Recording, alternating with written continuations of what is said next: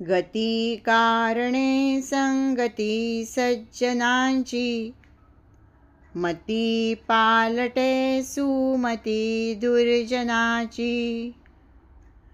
रती नायिकेचा पती नष्ट आहे, म्हणोनी मनातीत होऊ निराहे.